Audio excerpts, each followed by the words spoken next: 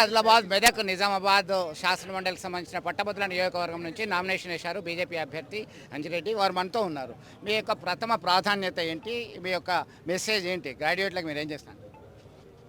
గ్రాడ్యుయేట్లకు గత ప్రభుత్వం ఏదైతే ఇచ్చిందో, హామీలు ఏదైతే ఇచ్చిందో, విద్యా విషయంలో తీసుకున్న తర్వాత వైద్యుల విషయంలో తీసుకున్న, అడ్వకేట్ల విషయంలో తీసుకున్న తర్వాత ఏంటంటే ఎంప్లాయీస్ విషయంలో తీసుకుంటే మేనిఫెస్టోలో సిపిఎస్ పెట్టి ఇంతవరకు ఇంప్లిమెంటేషన్ చేయలే. దాని మెడల్ వంచి మేము చేయడానికి రెడీ ఉన్నాం. నిరుద్యోగుల విషయంలో తీసుకుంటే ఎవ్రీ ఇయర్ 2 లక్షల నోటిఫికేషన్ ఇస్తున్నారు. జూన్ 2 నుండి సెప్టెంబర్ 17 వరకు మేము ఫుల్ఫిల్ చేస్తున్నారు. ఎక్కడైనా ఇచ్చిన దాఖలాలు ఇస్తే ఓటు అడుగుమని చెప్తున్నాం, ఇవ్వకపోతే ఓటు మాకేమని చెప్తాను. నిరుద్యోగుల విషయంలో తీసుకున్నాం. మొన్ననే బండి సంజయ్ అన్న గారు ఏది ఆర్టీసీ రోడ్ దగ్గర కేంద్ర మంత్రిగా ఉండి, కేంద్ర హోంమంత్రి స్థాయి మంత్రిగా ఉండి ఇంతవరకు స్ట్రైక్ చేసిన దాఖలాలు లేవు. ఓన్లీ భారతీయ జనతా పార్టీకి. నిరుద్యోగుల విషయంలో మా భారతీయ జనతా పార్టీ బీజేవైఎం ఎవరైతే ఉన్న నాయకులు వేల మంది మీద 100 కేసులు ఉన్నాయి. మేము నిరంతరం పోరాటం చేస్తున్నాము. ఒకటే నేను చెప్తా ఉన్నాను మీ అందరి తరఫు నుండి, విద్యార్థుల విషయంలో అయినా వైద్యుల విషయంలో తీసుకుంటే యాక్చువల్ ఏంటంటే వాళ్లకు సిబ్బంది కరెక్ట్ నియమించకపోవడం, సిబ్బంది సగంగా 50% ఆడ వేకెన్సీస్ ఉన్నా నియమించకపోవడం, వాళ్ళకు ఇన్ టైంలో శాలరీస్ ఇవ్వకపోవడం. ఎయిమ్స్లో చేసే డాక్టరు ఇన్ టైంలో ఫస్ట్కి శాలరీ, దీంట్లో చేసే 3 నెలలకు ఒకసారి డాక్టర్ శాలరీ వస్తుంది. యూనివర్సిటీల విషయంలో 11 యూనివర్సిటీలో 70% ఈడ ఖాళీలు ఉన్నాయి, అది ఫిల్అప్ చేయకపోవడం.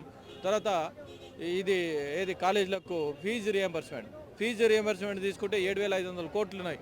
7,500 కోట్లు ఇంతవరకు ఇవ్వకపోవడంతో కాలేజీలో మేనేజ్మెంట్కు అది శాలరీస్ అది టీచర్స్కు. అదేవిధంగా ఏదైతే మేనేజ్మెంట్స్ ఉన్నారో పిల్లలకు సర్టిఫికెట్ లేకపోతే, పిల్లల సర్టిఫికెట్ ఇంటర్మీడియట్ పాస్ అయిన వాళ్ళు ఉన్నారు, వాడు డిగ్రీ చదవలేకపోతారు. డిగ్రీ పాస్ అయిన వాళ్ళు పీజీ చదవలేకపోతారు. అట్లా ఆ విధంగా ఎన్నో ఇబ్బందులు ఉన్నాయి. అన్ని రంగాల్లో విఫలమైన ప్రభుత్వం ఏంటంటే ఇదే. యువ వికాసం అని పెట్టారు. యువ వికాసం అని పెట్టి 5 లక్షల రూపాయలు ఇస్తున్నారు. అదే విదేశీ విద్యాలకు 20 నిర్వహించాలి. ఒకటి ఫ్రీ బస్ నిర్వహించారు. అందుకోసానికే నేను ప్రతి ఒక్కరు కోరేది ఏంటంటే మీ గొంతుకనై మీ గురించి మండలిలో పోరాటం చేస్తా. ప్రతి ఒక్కరు భారతీయ జనతా పార్టీ మొదటి ప్రాధాన్యత ఓటు వేసి గెలిపించారు.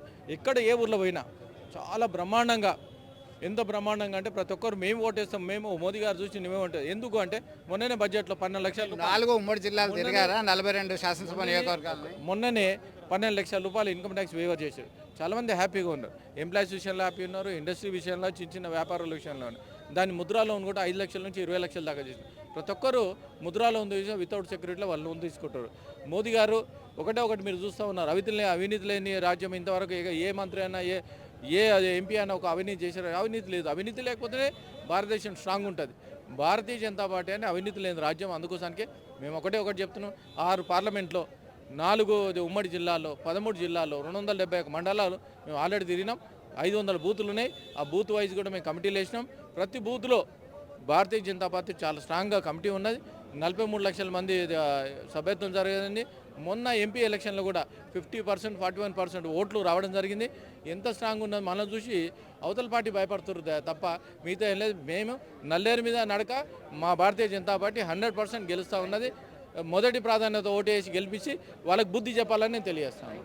సో మొత్తం మీద 4 ఉమ్మడి జిల్లాల్లో ఆయన పర్యటించాను. నిరుద్యోగులకి, పట్టభద్రులకి గొంతుకనైతాను.